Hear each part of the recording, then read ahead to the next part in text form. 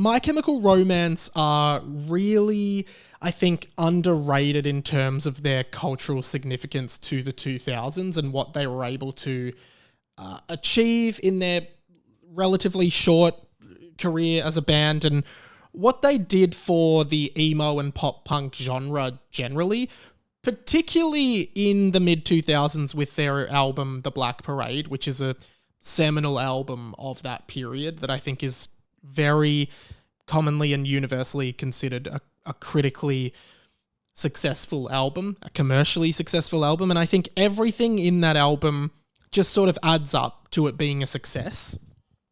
If you're unfamiliar, The Black Parade was this really highly stylized album which was conceptual. It dealt with a man who was dying of cancer and entering the Black Parade, and all of the songs are about death and dying and etc. In fact, there's an incredible song on that album called Cancer, which is just a beautiful song. And then not only was the music strong, but the branding was so strong. Like, I think from a marketing angle, everything about it worked really well. You had the cover of the album, which was just this little soldier skeleton kind of thing. And that's what the band was sort of dressed as in all of the imaging around the album, like music videos and stuff. So you had frontman Gerard Way, and yeah, they were all in these skeleton suits with like eyeliner and makeup, and they looked really typical sort of emo in inverted commas, and performing this really angry, depressing sounding, like aggressive emo pop punk, like Famous Last Words and Teenagers and Welcome to the Black Parade and etc. These anthems, these pop punk anthems, these emo anthems, and I think the stylization and the visuals of all of it really resonated with kids and teenagers at the time. And I think you look at acts like My Chemical Romance, and they are quite clearly echoing, particularly Gerard Way, echoing people like David Bowie.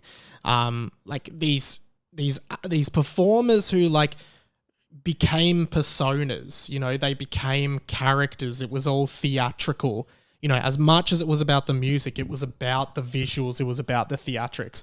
And they did it again to a lesser degree of success in their last album, Danger Days, where they were the Fabulous Killjoys, which were like these sort of, I don't know, bounty hunters or superhero kind of, you know, weirdly dressed kind of outlanders or whatever. And, you know, that was an even heavier conceptual album that was really fun to listen to as well. I think both of those albums are amazing, but The Black Parade in particular, I think, was a triumph of stylization meeting great music, meeting performers, and, you know, the right time for that as well. It was 2 years maybe after American Idiot.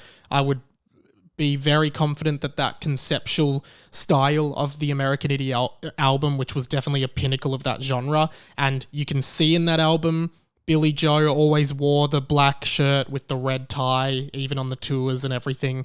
There was a bit of theatricals going on there, but then My Chemical Romance just ran with that and made The Black Parade this conceptual album that was conceptual beyond the point of music. It was them embodying these characters, and I loved it, and I can't wait to see them live. This might be my only chance ever to see them live. So yeah, really, really excited for that.